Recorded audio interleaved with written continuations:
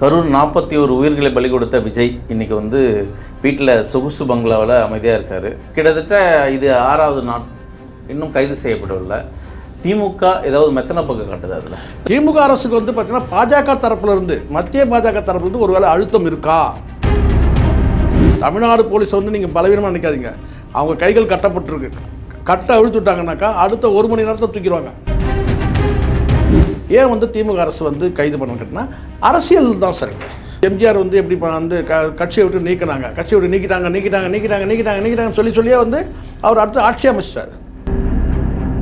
இன்றைக்கி இந்த நடிகர்கள் பின்னாடி ஓடக்கூடிய இளைஞர்கள் யார் இருக்கிறாங்கன்னா ஒடுக்கப்பட்ட வகுப்பை சார்ந்த மக்கள் தான் இருக்கிறாங்க. இது உண்மை தான், எல்லாரும் ஓடுறாங்க. ஆனால் பெரும்பகுதி யாருன்னு கேட்டிங்கன்னா ஒடுக்கப்பட்ட மக்கள். கோஷம் ஒட்டுறதுக்கும் வாழ்க்கை கோஷம் போடுறதுக்குமே தான் பட்டியல் வகுப்பு மக்கள் வந்து பயன்படுத்தப்படுறாங்கன்றதை இந்த இடத்துல நம்ம வந்து உறுதியாக சொல்லி தான் ஆகணும். இதை வந்து ஆம்ஸ்ட்ராங் வந்து பலமுறை அவர் வந்து பேசியிருக்கிறாரு. இல்லை, காவல்துறைக்கு மிகப்பெரிய வந்து கேட்டினா வந்து என்ன சொல்றதுன்னா ஒரு அவப்பெயர் தான் இது. ஒரு புசியானதை போயிட்டு பிடிக்க முடியல. ஏன்னா புசியானது வந்து பார்த்தீங்கன்னா கிட்டத்தட்ட ஒரு பூச்சி தான், சரிங்களா? நடவடிக்கை எடுக்கக்கூடாதுன்னு சொல்லி சில அரசியல்வாதிகளும், நடவடிக்கை எடுக்கணும்னு சொல்லி சில அரசியல்வாதிகளும் மாறி மாறி பேசிட்டு இருக்கிறாங்க. இன்றைக்கி தாவேக போட்டிங்கன்னா நாளைக்கு வந்து பார்த்தீங்கன்னா வந்து பாஜக ஒரு கூட்டம் நடத்துது. இந்த அண்ணன் திருமாவளவனே நாளைக்கு ஒரு பெரிய மீட்டிங் நடத்துகிறாருங்க. அங்கே ஒரு தள்ளுமுள்ளி ஏற்படுது, யாரோ 2 பேர் இறந்து போயிடுறாங்கன்னு வச்சுங்க. அப்போ வந்து பார்த்தீங்கன்னா விஜய்க்கு என்னவோ அதே தானே அவங்களுக்கும்.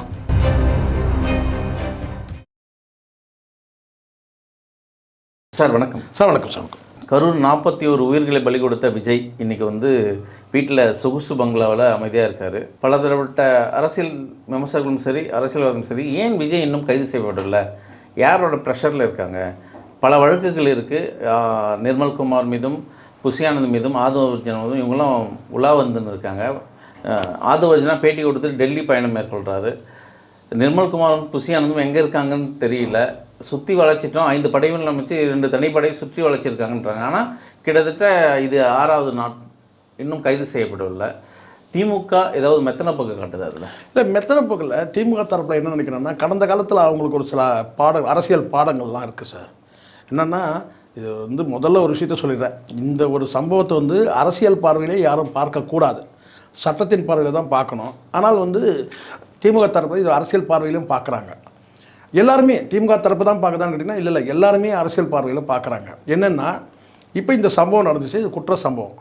இதை வந்து குற்ற உணர்வோடு இருக்கக்கூடியவங்க யாருன்னு கேட்டிங்கன்னா விஜய் மற்றும் அந்த கூட்ட நெரிசல் வந்து மிதித்தாங்க பார்த்தீங்களா, மிதித்தவங்களுக்கு நல்லா தெரியும். ஸோ மிதித்தவங்களுக்கு கண்டிப்பாக வந்து நாம் வந்து ஒரு மனிதனை தான் மிதிக்கிறோம் அப்படின்றது அவங்களுக்கு தெரிஞ்சு தான் வந்து அவங்க வந்து அந்த இடத்துலேருந்து அவங்க அப்புறப்பட்டு போயிருக்கலாம். மிதிச்சுட்டு தான் போயிருக்கணும் அவங்களாம், அப்படின்னா. ஸோ இப்போ வந்து பார்த்தீங்கன்னா இந்த 2 தரப்பில் வந்து ஒருத்தரை வந்து அடையாளம் காண முடியாது. யார் மிதிச்சாங்கன்றதை வந்து அடையாளம் காண முடியாது. அவங்களோட மனசாட்சி கண்டிப்பாக குற்றம் எல்லாருக்குமே. மிதிச்சவனுக்கு அவனுக்கு இயல்பாக தெரியும். சார் ஒரு சின்ன சம்பவம் சார். 2015 முழங்கால் வரைக்கும் தண்ணி இருக்குது. நான் வீட்டுக்கு நடந்து போயிட்டுருக்கிறேன். ஒரு எங்கள் வீடு வந்து பார்த்திங்கன்னா ஐசோலேஷன் பகுதி தான். ஒரு வீடு இருக்கும், ஒரு கொஞ்சம் காலி இடம் இருக்கும், அதுக்கப்புறம் ஒரு வீடு இருக்கும். இப்படி அங்கொன்று இங்கொன்னுமா வீடுகள் இருக்கிற இடம் தான். ஸோ அப்படி இருக்கும்போது வந்து முழங்கால் தண்ணி மிதிச்சுட்டு நான் போயிட்டு இருக்கும்போது பார்த்திங்கன்னா ஒரு சைக்கிள் டயரை மிதிச்ச மாதிரி ஒரு ஃபீல் இருந்துச்சு எனக்கு. டக்குன்னு காலத்து எடுத்துட்டேன். ஏதோ நம்ம வந்து வேண்டாத ஏதோ ஒரு விஷயத்தை நம்ம மிதிக்கிறோம் அப்படின்னு சொல்லி நான் டக்குன்னு காலை எடுத்து கேட்டேன்னா கிட்டத்தட்ட ஒரு 10 அடி பாம்பு, இவ்வளோ கனமான பாம்பு அப்படியே விருட்டுன்னு போகுது தண்ணியில். ஒரு செகண்ட் நம்ம ஆடி போயிட்டோம். உண்மையிலேயே நான் கேட்டிங்கன்னா வந்து சொல்லுவாங்களா, அது வந்து இன்றைக்கும் நினச்சோன்னா உடம்பு சிலுக்கும். அப்போ எல்லா மனிதர்களுக்கும் தெரியும் வந்து பார்த்தோன்னா நம்ம ஒரு மனிதனை யாரோ ஒருத்தரை நம்ம மிதிக்கிறோன்றது தெரியும். நம்ம தரையில் நடக்கிறோமா, கல்லில் நடக்கிறோமா, முள்ளில் நடக்கிறோமான்றது ஒரு உணர்வு தானே. கண்டிப்பாக அந்த மக்களுக்கு தெரியும். மிதித்த மக்களுக்கு வந்து கண்டிப்பாக அவன் குற்ற உணர்வோடு இருப்பான். நான் சொல்கிறேன், அவன் மனிதனாக இருந்தான்னா அவன் குற்ற உணர்வோடு இருப்பான். அங்கே மிதிப்பட்டு இறந்ததில் வந்து ஒரு 41 பேர் இறந்தாங்கன்னா நாம் மிதித்த நபர் வந்து ஏதோ ஒரு நபர் இதில் இருக்கலாம் அப்படின்ற அந்த குற்ற உணர்வு இருப்பான்னு வச்சுங்களேன். விஜய்க்கு குற்ற உணர்வு இல்லைன்றது பலரும் சொல்கிறாங்க. நானும் கூட பார்த்தேன், அந்த குற்ற உணர்வு இருக்கிற மாதிரி தெரியல. இப்போ திருமாவளவன் அவர்கள் சொல்கிறது கூட கிட்டத்தட்ட சரிதான். ஏன்னா அவருக்கு குற்ற உணர்வே இருக்கா மாதிரி தெரியல. இப்போ என் பார்வை தான் தவறா அப்படின்னு கூட நான் நினச்சேன். ஆனால் பரவலாக எல்லாருமே சொல்ல கேட்டால் இல்லைங்க, அவர் பேசின வீடியோவில் பார்க்கும்போது அவருக்கு அந்த குற்ற உணர்வு இருக்கிற மாதிரி தெரியல அப்படின்னு சொல்கிறாங்க. ஸோ அந்த வகையில் ஏன் வந்து இப்போ நீங்கள் கேட்குறீங்களே ஒரு கேள்வி, ஏன் வந்து திமுக அரசு வந்து கைது பண்ண கேட்டினா அரசியல் தான் சரிங்க. அவங்களுக்கு கடந்த காலத்தில் திமுகவுக்கு சில அரசியல் பாடங்கள் இருக்குது. அவங்க கைது பண்ணால் வந்து இப்போ எம்ஜிஆர் வந்து எப்படி வந்து கட்சியை விட்டு நீக்கினாங்க, கட்சியை விட்டு நீக்கிட்டாங்கன்னு சொல்லியே வந்து அவர் அடுத்து ஆட்சி அமைச்சார். உண்மை. அதுதான் பிரதானமாக சொல்லப்பட்டது. ஏன் நிற்கிறாரு, எதுக்கு நிற்கிறாருன்றது வந்து பார்த்திங்கன்னா அது வந்து விவரம் வந்து மக்களுக்கு தெரியப்படவே இல்லை. இப்போ அதே மாதிரி தான் இதுவும். இப்போ வந்து என்ன சொன்னேன்னா, அந்த பார்வை வந்து கேட்டால் இவங்க எடுத்த எடுப்புலேயே இவங்க என்ன செஞ்சுட்டாங்கன்னா, டிஃபெண்ட் பண்ணுறதுக்கு திமுக அரசு செந்தில் பாலாஜி தான் காரணம்னு சொல்லிட்டு தாவேகா தரப்பில் சொல்லிட்டாங்க. இது ஒரு விவாத பொருளாக வந்து ஓடிட்டு இருக்குது. அதுக்கு விளக்கங்கள் வந்து அரசு தரப்புலையும், அதிகாரிகள் தரப்புலையும், ஃபுட்டேஜுகள் தரப்புலையும் ஆதாரப்பூர்வமாக பல செய்திகள் வந்து பல காணொலிகள் நம்ம பார்த்துட்டு இருக்கிறோம். இப்போ திமுக தரப்பில் வந்து கேட்டால் இப்போ வந்து கைது நடவடிக்கை எடுக்கணும். அதுக்கான முனைப்பு காட்டுறாங்க. கைது நடவடிக்கை ஏன்னா வந்து புஷியானத்தில் வழக்கு போட்டாங்க. வந்து விஜய் மீதும் கிட்டத்தட்ட வந்து வழக்கு போட்டு அவங்க தயார் நிலையில் தான் இருக்கிறாங்க. பட் இப்போ வந்து கேட்டால் கைது பண்ணால் விஜய்க்கு இதன் மூலமாக ஒரு பெரிய அரசியல் வச்ச வந்துருமோன்ற அந்த தயக்கம் வந்து ஆளும் தரப்பில் இருக்கிறது உண்மை. அதையும் தாண்டி விஜய்க்கு ஆதரவு அளிக்கக்கூடிய நபர்கள் யாருன்றதை பார்க்கணும். இப்போ வந்து நாம் தமிழரை கேட்கும்போது சீமான் வந்து ஒரு சாஃப்டாக கடந்து போகிறார். இதை வந்து இந்த சம்பவம் நடந்துடக்கூடாது அப்படின்னு கடந்து போகிறாங்க. இப்போ வந்து நேற்று வரைக்கும் அமைதியாக இருந்த திருமாவளவன் இன்றைக்கி என்ன சொல்ல கேட்டால் ஏன் திமுக அரசு வந்து கைது நடவடிக்கை எடுக்கலை அப்படின்னு சொல்லி ஒரு கேள்வி கேட்குறாங்க. விஜய்க்கும் இங்கே ஒரு விஷயம் பதிவு செய்யணும். இப்போ மருத்துவமனையில் இருக்கிற நபர்களாக இருக்கட்டும், இங்கே 41 உயிர்கள் பலியாயிருக்குல்ல, அதில் வந்து கிட்டத்தட்ட 70% மக்கள் வந்து பட்டியலினத்தை சேர்ந்தவர்கள். அதுதான் சார். இப்போ நம்ம அந்த பார்வை பார்த்தோம்னா என்ன சொல்கிறாங்க, உயிரில் என்னங்க பட்டியல் வகுப்பு மற்றவர்கள் சொல்லிட்டு அப்படின்னு சொல்லுவாங்க. தேவேந்திர குல வேளாளர்கள் வந்து பெரும்பாலும் இருக்கிறதா ஒரு தகவல் சொல்கிறாங்க சார். சாதி அடிப்படையில் சில பேர் எண்ணிக்கை சொல்கிறாங்க. ஆனால் உயிர் ஒன்று தானே, யாராலும் உயிர் ஒன்று தான். ஆனால் வந்து இது வந்து காலமாக உங்களுக்கு தெரியல சார். இந்த சினிமா நடிகர்கள் இப்போ இந்த இடத்துல நீங்கள் பார்த்தீங்கன்னா ஆம்ஸ்ட்ராங் அவர்கள் பேசின காணொலிலாம் நீங்கள் பார்த்தீங்கன்னா அவரோட விளக்கமாக வேறு யாரும் பேசியிருப்பாங்களான்னு தெரியல. அவர் வந்து பார்த்தீங்கன்னா அவரை சொல்லுவார் என்ன கேட்டால், இன்றைக்கி இந்த நடிகர்கள் பின்னாடி ஓடக்கூடிய இளைஞர்கள் யார் இருக்கிறாங்கன்னா ஒடுக்கப்பட்ட வகுப்பை சார்ந்த மக்கள் தான் இருக்கிறாங்க. இது உண்மை தான். எல்லாரும் ஓடுறாங்க. ஆனால் பெரும்பகுதி யாருன்னு கேட்டிங்கன்னா ஒடுக்கப்பட்ட மக்கள் தான். இன்றைக்கி பலியானதில் வந்து பார்த்திங்கன்னா ஏன் பாதிக்கும் மேற்பட்டவர்கள் வந்து ஒடுக்கப்பட்ட மக்கள் இருக்காங்கன்னா அவங்க தான் வந்து எளிதாக வந்து இந்த மனிதனை வந்து திரை நட்சத்திரம் ஆமாம் கோஷம் போடுறது அந்த மக்கள் தான் பயன்படுறாங்க. அந்த மக்கள் தான் பயன்படுறாங்க. அது பயன்படுத்தப்படுறாங்க. போஸ்டர் ஒட்டுறதுக்கும் வாழ்க்கை கோஷம் போடுறதுக்குமே தான் பட்டியல் மக்கள் வந்து பயன்படுத்தப்படுறாங்கன்றதை இந்த இடத்துல நம்ம வந்து உறுதியாக சொல்லி தான் ஆகணும். இதை வந்து ஆம்ஸ்ட்ராங் வந்து பலமுறை அவர் வந்து பேசியிருக்கிறாரு. இன்னும் பலரும் பேசியிருக்காங்க. ஆனால் திருமாவளவன் கூட வந்து பார்த்திங்கன்னா இப்போ இந்த இடத்துல ஒரு கேள்வி வைக்கிறார். என்னன்னு கேட்டால் திமுக அரசு எதுக்காக வந்து கைது நடவடிக்கையை தவிர்க்கிறாங்க அப்படி ஒரு கேள்வி வைக்கிறார். அவர் கேள்வி வைக்கிறதுல பின்னாடி ஒரு புரிதல் நமக்கு ஒன்று இருக்குது. என்னன்னு கேட்டிங்கன்னா இந்த கேள்வியை வந்து ரொம்ப தாமதமாக வைக்கிறார் யார் அண்ணன் திருமா. அப்போ தாமதமாக வைக்கிறதுக்கு காரணம் கேட்டிங்கன்னா திமுக அரசுக்கு வந்து பார்த்திங்கன்னா பாஜக தரப்புலேருந்து மத்திய பாஜக தரப்புலேருந்து ஒரு வேளை அழுத்தம் இருக்கா. ஏன்னா யாரையுமே கைது செய்ய இன்றைக்கி வரைக்கும் தமிழ்நாடு போலீஸ் வந்து நீங்கள் பலவீனமாக நினைக்காதீங்க. அவங்க கைகள் கட்டப்பட்டுருக்கு. கட்டை அழுத்து விட்டாங்கன்னாக்கா அடுத்த 1 மணி நேரத்தில் தூக்கிடுவாங்க. அது யாராக இருந்தாலும் சரி. ஆனால் வந்து தமிழ்நாடு அரசை பொறுத்த வரைக்கும் கேட்டால் இவங்க வந்து உத்தரவுகளை அடிப்படையில் தான் அவங்க செயல்படுறாங்க. ஆளும் தரப்பில் வந்து என்ன சொன்னாங்க, கட்டாய உத்தரவுன்னு ஒன்று, கண்டிப்பாக நீங்கள் அரெஸ்ட் பண்ணி தான் ஆகணுன்ற ஒரு உத்தரவு வந்துச்சுன்னா அதை பண்ணிவிடுவாங்க. அங்கே ஏதோ ஒரு விஷயத்துக்காக வந்து பார்த்தீங்கன்னா ஆளும் தரப்புல இருந்து ஒரு சிக்னல் வரலன்றது நம்மளால் புரிஞ்சுக்க முடியும். அதுக்கு காரணம் பாஜகவாக கூட இருக்கலாம், மத்திய பாஜகவாக இருக்கலாம். இங்கே வந்து விஜயோட அரசியல் பின்புலத்தில் வந்து இது திமுகவும் சப்போர்ட் பண்ணதா விஜய்க்கு? அப்படி இல்லை சார். அதாவது சப்போர்ட்ன்றதை விட பாருங்க ஒரு 2 விஷயம் நல்லா திருமாவளவன் அழகாக சொல்கிறார். ஒரு கேள்விக்கு பத்திரிகையாளர் கேட்குறாங்க, இதில் யார் அரசியல் படுத்துகிறாங்க? பாஜக தரப்பில் அழுத்தம் கொடுக்குறாங்க, இவங்க தரப்பிலும் அழுத்தம் கொடுக்குறாங்க. ஆனால் திமுக ஆட்சியாளர் திமுக ஏன் இன்னும் கைது செய்யலை? ஒருவேளை விஜய்க்கும் திமுகவுக்கும் உள்ள அரசியல் ஏதோ இருக்கு? அப்படி இல்லை சார். இங்கே பாருங்க, இங்கே கடுமையாக சாடுறது வந்து பார்த்தீங்கன்னா விஜய் யாரை சாடுறாருன்னா திமுக தான் சாடுறாரு. நேற்று வெளியிட்ட காணொலி வரைக்கும் என்ன கேட்டால் என்ன முடிஞ்சால் கைது செய்ப்பார் அப்படின்ற அந்த சவால் துணியில் தான் அவர் பேசுகிறாரு. அதை யாரும் சாதாரண மக்கள் கூட யாருமே ரசிக்கவே இல்லை இந்த இடத்துல. ஆனால் திமுக தரப்பு என்ன நினைக்கிறாங்கன்னா இது கைது நடவடிக்கை ஏற்கனவே கடந்த காலத்தில் பல கைதுகள் செய்தே வந்து பார்த்திங்கன்னா பல தலைவர்கள் உருவானதெல்லாம் வந்து கடந்த காலத்தில் அவங்க நிறைய பாடங்கள் அவங்களுக்கு இருக்குது. அதனால் இதை எப்படி நினைக்கா கடந்து போகணும்னு நினைக்கிறாங்க. ஒரு வழக்கு பதிவு பண்ணிவிட்டு ஜுடிஷியலாக வந்து அவங்க நீதிமன்றத்தை அணுகி வந்து அவங்க வந்து ஆன்டிசிபேஷன் பெயில் கூட வாங்கிக்கிட்டோம். சிறையில் வைக்கணுன்றது நமக்கு நோக்கம் கிடையாது. ஆனால் அதே சமயத்தில் சட்டத்தின் ஆட்சி நடக்கிறதுனால வழக்கு பதிவு பண்ணணும். இதுதான் திமுக தரப்பில் இருக்கிறதா இருக்குது. உண்மையிலேயே வந்து பார்த்திங்கன்னா வந்து சிறைப்படுத்தணுன்ற நோக்கம் இருந்ததுன்னு கேட்டால் இந்நேரம் விஜய் ஜெயிலில் இருப்பார். அது வந்து இல்லை.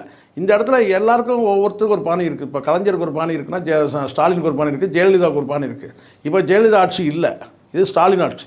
அவர் என்ன நினைக்கிறேன்னா வழக்கு பதிவு பண்ணி ஜுடிஷியலாக வந்து அவங்க சட்டப்பூர்வமாக அவங்க வந்து சந்திக்கட்டும். நாளைக்கு நீதிமன்றம் முடிவு பண்ணி குற்றவாளினா சிறைக்கு போகட்டும். நாம் சிறைப்படுத்த வேணான்றது அவருடைய எண்ணமாக கூட இருக்கலாம். ஒருவேளை இப்போ அண்ணன் திருமா இப்படி அவரே இப்படி கேள்வி எழுப்பும்போது இப்பயாவது நம்ம சந்தோஷம் பண்ணோம். அண்ணன் திருமா வந்து இப்பயாவது திமுக எதிர்த்து ஒரு கேள்வி கேட்டிருக்கிறாரு அப்படின்னு நம்ம சந்தோஷப்படலாம். அதுதான் நம்ம செய்யணும். ஏன்னு கேட்டிங்கன்னா அண்ணன் திருமா கேட்குற கேள்வி என்னன்னு கேட்டிங்கன்னா, விஜய் ஏன் கைது பண்ணவே இல்லை, அப்போ திமுக அரசுக்கும் வந்து விஜய்க்கும் வந்து ஒரு புரிதல் இருக்குதா அப்படின்னு ஒரு கேள்வி கேட்குறாருல. பரவாயில்ல, இப்பயாவது திமுக வந்து எதிர்த்து ஒரு கேள்வி கேட்டார், அப்படி தான் நம்ம வந்து அதை சந்தோஷம் பண்ண ஒன்று. சரி, இப்போ அதை தாண்டி இப்போ நம்ம கேட்குறது என்னன்னு கேட்டிங்கன்னா, அவர் கேள்விக்கு பின்னாடி ஒரு புரிதல் நமக்கு வந்து ஏற்படுது. என்னன்னு கேட்டிங்கன்னா, ஒருவேளை வந்து மத்திய பாஜக வந்து விஜயை பாதுகாக்க நினைக்குது. விஜய் மட்டுமே இல்லை, வழக்கில் யாரெல்லாம் பதிவு எஃப்ஐஆரில் இருக்காங்களோ அவங்கெல்லாம் பாதுகாக்க நினைக்குது. அப்போ வந்து கேட்டினா அதுக்கான ஆதரவான குரல் தான் வந்து அண்ணாமலை குரல். அப்படி அண்ணாமலையின் குரல் அதுதான். இங்கே வந்து தமிழிசை அக்கா வந்து ஏற்கனவே உங்களுக்கு தெரியும் நினைக்கிறேன், பல கேள்விகள் வந்து விஜய்க்கு எதிராக பல கேள்விகள் வச்சாங்க. அதே மாதிரி நயினார் நாகேந்திரனும் கிட்டத்தட்ட நியாயமான பார்வையில் தான் அவர் பார்த்தார் இந்த விஷயத்தை. ஆனால் அண்ணாமலை உங்களுக்கு தெரியும் கேட்டால் வரிந்து கொண்டு போகிற போக்கில் வந்து விஜய் மீது ஒரு சில குறைகள் மட்டுமே சொல்லிட்டு குற்றம் சாட்டுதல்லாம் காவல்துறையை வந்து குற்றம் சாட்டி பல கேள்விகள் கேட்குறாரு. அண்ணாமலையை பொறுத்த வரைக்கும் உங்களுக்கு எல்லாருக்கும் தெரியும், எல்லாருக்கும் வந்து பார்த்திங்கன்னா வந்து 6 அறிவு இருக்குதுன்னு சொன்னால் அவருக்கு கூடுதலாக ஒரு அறிவு இருக்குதுன்னு நினைக்கிறவர். எல்லாருக்கும் நமக்கு 6 அறிவுனா அவருக்கு மட்டும் கூடுதலாக ஒரு அறிவு இருக்குன்னு வச்சுக்கலாம். ஏன்னா கடந்த காலத்து தெரியும், குண்டு அவரே வைப்பார், அவரே எடுப்பார். சரிங்களா? இங்கே வந்து நமக்கு ஒரு பார்வை இருக்குது சார். இந்த விஜய் இந்த சம்பவமே வந்து பார்த்திங்கன்னா ஒரு அரசியல் ரீதியாக நடத்தப்பட்டதா அப்படின்னு நம்ம பார்க்கும்போது பார்த்தா இல்லை, தற்செயலாக தான் நடந்ததுன்னு சொல்லிட்டு மக்கள் நம்புகிறாங்க. இதுக்கு பின்னாடிலாம் யாரும் இருக்கிறதுக்கான வாய்ப்பு இல்லை, அங்கே தள்ளுமுள்ளில் ஏற்பட்டது தான் அப்படின்னு சொல்லி மக்கள் நினைக்கிறாங்க. நாமளும் பல பார்வைகள் வந்து பார்க்கும்போது பார்த்தோன்னா பல கேள்விகள் விஜயை நோக்கி இருக்குதே தவிர மற்றவர்களை நோக்கி நம்ம கேள்விகள் இல்லை. அரசியல் காரணங்களுக்காக சில பேர் ஒன்று கேட்டால் செந்தில் பாலாஜியும் திமுகவும் சொல்கிறாங்களே தவிர அப்படி சந்தேக பார்வையும் நம்ம வீசணும்னு சொன்னால் எம்ஆர் விஜயபாஸ்கர் மீதும் சந்தேக பார்வையை நம்ம வீசணும், அண்ணாமலை அவர்கள் மீதும் சந்தேக பார்வை வீசணும்.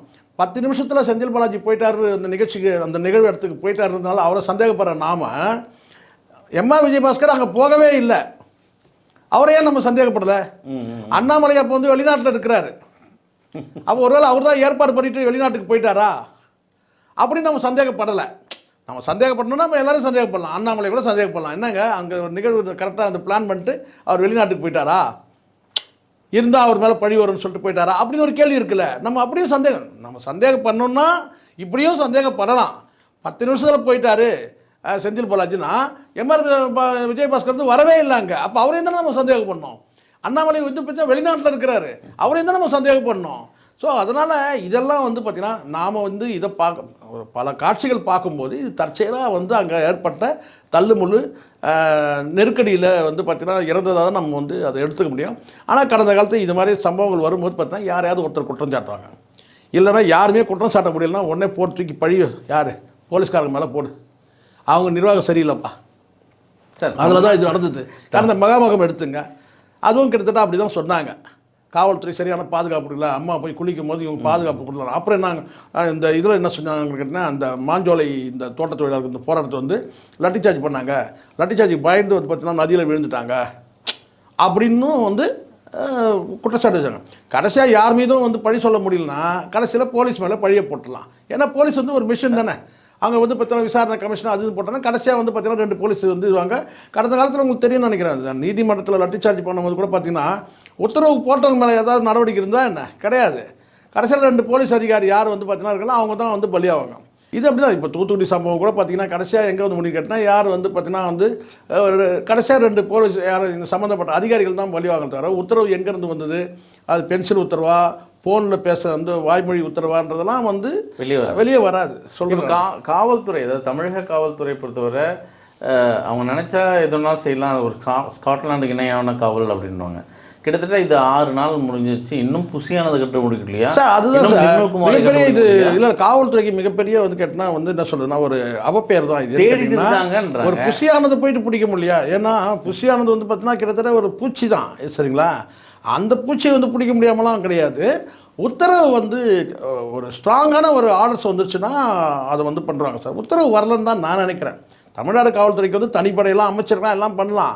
பட் எங்கேயோ வந்து பார்த்தீங்கன்னா அவங்களுக்கு வந்து ஒரு ஆர்டர்ஸ் வந்து வரல, எங்கேயோ வந்து ஒரு ப்ரெஷர் வரலாம். ஒரு வேளை நீங்கள் வந்து இதை வந்து அரசியல் ரீதியாக இதை நீங்கள் அணுகாதீங்க அப்படின்னு கூட சொல்லலாம் ஒரு வேளை. ஏன்னா இன்னொரு விஷயம் கடமையை செய்யணும் இல்லையா, சட்டம் தலைமை செய்யணும். நியாயமா நடக்கிற அரசியல் பாருங்க, இப்போ அரசியல் கூட்டத்தின் வந்து இதில் வந்து தள்ளுமுள்ளு ஒருவேளை இதை நடவடிக்கை நம்ம எடுத்துட்டோம்னா நாளைக்கு ஒரு காலத்தில் வந்து பார்த்திங்கன்னா வேற ஒரு அரசியல் கட்சி யாராவது இந்த மாதிரி பிரச்சாரங்கள் பண்ணும்போது அப்போ வந்து ஒரு மரணம் நடந்தாலும் இதை ஃபாலோ பண்ண வேண்டிய சூழல் வரும். இப்போ புரியுதுங்களா? இதுக்கு ஒரு இறங்கி தைரியமா ஒரு டிசிஷன் எடுத்தாதானே அதுதான் முதலமைச்சர் நல்ல பேர் இல்லை, எல்லாருக்கும் அந்த ஒரு அச்சம் இருக்குல்ல. நாளைக்கு இன்னைக்கு விஜய் மேலே நம்ம நடவடிக்கை எடுக்கிறோம், ரைட்டு. நாளைக்கு வந்து பார்த்தீங்கன்னா வந்து ஒரு உயிராக இருந்தாலும் ஒன்று தான், 41 உயிராக இருந்தாலும் ஒன்று தான். நாளைக்கு நம்ம ஏதாவது ஒரு பிரச்சார கூட்டங்கள் ஏதாவது ஒன்று நடத்தும் போது அன்னைக்கு வந்து பார்த்தீங்கன்னா நம்ம வந்து ஒரு மரணம் ஏற்படுது, தள்ளுமுள்ளில் ஏதோ ஒரு மரணம் ஏற்படுது, அன்னைக்கு வந்து பார்த்தீங்கன்னா வந்து அந்த கட்சியோட தலைவர் மீதும் நடவடிக்கை எடுக்கணுமா? அப்படி ஒரு யோசனை வந்து ஒரு பக்கம் ஓடிட்டு இருக்கு எல்லாருக்குமே. ஆளும் தரப்புக்குள்ள அந்த எண்ணம் ஓடும். நாளைக்கு திமுகவே ஒரு பெரிய கூட்டம் நடத்துகிறாங்க, இது மாதிரி வந்து எங்கேயோ ஒரு 2 பேர் இறந்து போகிறாங்க, அப்போ வந்து பார்த்தீங்கன்னா அதை வந்து கைது செய்யணுன்ற வழக்கு கூட பதிவு பண்ணல. இன்னொரு விஷயம், ஏன்னா வழக்கும் வேடிக்கை என்னன்னா விஜய் மீது வழக்கு கூட பதிவு பண்ணல இந்த விஷயத்தில். ஒரு பவுன்சரை தூக்கி வெளியே போட்டான். ஒரு அதில் ஒரு வேடிக்கை என்னன்னா, ஒரு பவுன்சர் தூக்கி வெளியே போடுறான், ஒரு புகார் பெறப்படுது, அந்த புகார் அடிப்படையில் வந்து விஜய் மீது வழக்கு பதிவு செய்யப்படுது. ஆனால் இதில் வந்து பார்த்திங்கன்னா இது வரைக்கும் பாதிக்கப்பட்ட மக்கள், நான் சொல்ல வருது, இந்த 41 மக்கள் யாரும் வந்து புகார் கொடுத்த மாதிரி இது வரைக்கும் தகவல் இருக்கா? அரசே வந்து பார்த்திங்கன்னா வந்து நடவடிக்கை எடுக்குது, வழக்கு பதிவு பண்ணுது, எஃப்ஐஆர் போடுது. ஆனால் பாதிக்கப்பட்ட மக்கள் தரப்பில் வந்து பார்த்திங்கன்னா எதுவும் புகார் இது வரைக்கும் கொடுத்த மாதிரி இது வரைக்கும் செய்தி எதுவும் இல்லை. இது வரைக்கும் 41 பேரில் அந்த குடும்பத்தை சார்ந்தவங்க வந்து யாரும் வந்து புகார் தரவே இல்லை. புகார் தந்தால் அவங்களுக்கு ஒரு வேளை சிக்கல்னு ஒரு வேளை யோசிக்கலாம். அதுவே மிகப்பெரிய பலவீனம் சார். இந்த வழக்கில் வந்து 41 பேர் இருந்து யாருமே வந்து புகார் தந்த மாதிரி இது வரைக்கும் தகவல் நமக்கு வரல. கொடுத்தாங்களா இல்லையான்னு நமக்கு தெரியாது. இது வரைக்கும் வெளிப்படையாக வந்து தகவல் வரல. அப்போ அரசே தான் நடவடிக்கை எடுக்குது. அப்போ அரசு நடவடிக்கை எடுக்கும்போது பார்த்திங்கன்னா அவங்களுடைய வந்து பார்த்திங்கன்னா யார் மேலே வந்து நடவடிக்கை எடுக்குன்னு பார்க்குறாங்க. இதில் அனுமதி கேட்டது யார், இந்த விழாவுக்கு ஆர்கனைஸ் பண்ணது யார் கடிதம் கொடுத்தது, அந்த அடிப்படையில் வந்து தான் வந்து வழக்கு பதிவு பண்ணுறாரு. விஜய் இதில் பங்கேற்றாரு, விஜய் மீதும் வழக்கு பதிவு பண்ணுன்ற அந்த உந்துதல் இல்லை.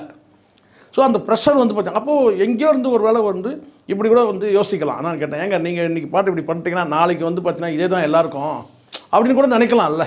அதுக்கான வாய்ப்பு இருக்குது. இன்றைக்கி தாவேக போட்டிங்கன்னா நாளைக்கு வந்து பார்த்தீங்கன்னா வந்து பாஜக ஒரு கூட்டம் நடத்துது, இல்லை வந்து பார்த்தீங்கன்னா ஏன் இன்றைக்கி இந்த அண்ணன் திருமாவளவனே நாளைக்கு ஒரு பெரிய மீட்டிங் நடத்துகிறாருங்க, அங்கே ஒரு தள்ளுமுள்ளு ஏற்படுது, யாரோ 2 பேர் இறந்து போயிடுறாங்கன்னு வச்சுங்க. அப்போ வந்து பார்த்தீங்கன்னா விஜய்க்கு என்னவோ அதே தானே அவங்களுக்கும். புரியுதுங்களா? இங்கே சட்டத்தின் ஆட்சி வந்து எப்படி இருக்குன்னு பாருங்கள். இதுதான் இப்படி தான் நம்ம எடுத்துக்கணும். திமுக தரப்புலையும் நினைக்கலாம், நாளைக்கு வந்து இந்த திடீர்னு இப்படி ஒரு வழக்கு பார்த்தீங்கன்னா நாளைக்கு வந்து நம்ம வந்து ஒரு கூட்டம் நடத்தும் போது ஏதோ ஒரு தள்ளுமுள்ளில் இந்த மாதிரி 2 பேர் இறந்துடுறான், மயக்கட்சியை விழுந்துடுறான், இல்லை மிதிப்பட்டு இறந்துடுறான், அப்போ அதுக்கு யார் பொறுப்புனா அந்த கட்சியோட தலைவரும் பொறுப்புன்னு சொல்லிட்டு வழக்கு பதிவு பண்ணால் என்ன செய்யறது? இந்த யோசனை ஓடிட்டு இருக்குது. அது காரணம் என்னன்னு கேட்டிங்கன்னா இங்கே ப்ராப்பர் கைடன்ஸ் இல்லை சார். ப்ராப்பர் வந்து கைட்லைனுக்கு எதுவுமே கிடையாது. கைட்லைன் வேணும். முதல்ல இந்த ரோட் ஷோ நடத்தலாமா வேணாமா, எப்படி நடத்தணும்னா எப்படி நடத்தணும், எங்கே நடத்தணும், எங்கே அனுமதி கொடுக்கணும், இவங்க ரோட் ஷோ நடத்தும் போது வாகனங்கள் குறுக்க வரலாமா வேணாமா, ஆம்புலன்ஸ் வரலாமா வேணாமா, தனிநபர் வாகனங்கள் வரலாமா வேணாமா, அந்த வழியை இவங்க மறிப்பாங்களா, இவங்களுக்கு என்ன வந்து அதிகாரம் இருக்குது, இப்படி பல கேள்விகள் இருக்குது. இது ஒரு விஷயம் நல்லா தெரிவிக்கிறது, அந்த 41 பேருடைய அந்த மரணம் வந்து பார்த்திங்கன்னா ஏதோ ஒரு வகையில் நமக்கு வந்து ஒரு தீர்வை கொடுக்க போகுதுன்றது தான் இந்த 41 பேருடைய அந்த உயிர் தியாகம். தவிர அரசியல் ரீதியாகவும் சில அழுத்தங்கள் காரணமாக தான் விஜய் மீது பதியப்படல. அது வந்து பிஜேபி தான் அந்த அரசியல் அழுத்தம் தருதா அப்படின்னு ஒரு கேள்வி இருந்தாலும் அதை கடந்து இன்னொரு பார்வை இருக்குது. அதுதான் நான் இங்கே தெளிவுபடுத்துகிறேன். பல கட்சிகளுக்கு ஒரு கேள்வி இருக்குது. நாளைக்கு நாம் ஒரு பேரணி நடத்துகிறோம், அங்கேயும் இது மாதிரி ஏதாவது ஒரு தள்ளுமுள்ளு ஏற்பட்டு ஏதாவது உயிர் போனால் நாம் பொறுப்பாயிருவோமா, இதுக்கு நம்ம மேலேயும் வழக்கு பதிவு பண்ணுமான்ற கேள்வி வந்து எல்லா அரசியல் கட்சிகளுக்கும் இருக்குது. அப்போ இந்த இடத்துல நீதிமன்றம் தான் சுவமோட்டோவாக வழக்கு எடுத்து இந்த வழக்கு இதில் வந்து பார்த்திங்கன்னா இப்போ இவங்களுடைய வழக்கு முன்ஜாமீன் வழக்கெல்லாம் போகுது இல்லையா, அதில் வந்து பார்த்திங்கன்னா அவங்க என்ன முடிவு எடுக்கிறாங்கன்றது ஒன்று இருக்குது. அதை கடந்து பார்த்திங்கன்னா வந்து நீதிமன்றம், நான் சொல்கிற உயர்நீதிமன்றம் தானாக முன் வந்து ஒரு வழக்கை பதிவு பண்ணி இந்த ரோட் ஷோலாம் நடத்துறதுக்கான அந்த ப்ராப்பர் அந்த கைட்லைனை வந்து கொடுக்கணும். அதை கொடுத்தா தான் அதுதான் வந்து எதிர்காலத்தில் இது போன்ற மரணம் வந்து ஏற்படாமல் தடுக்க முடியும்.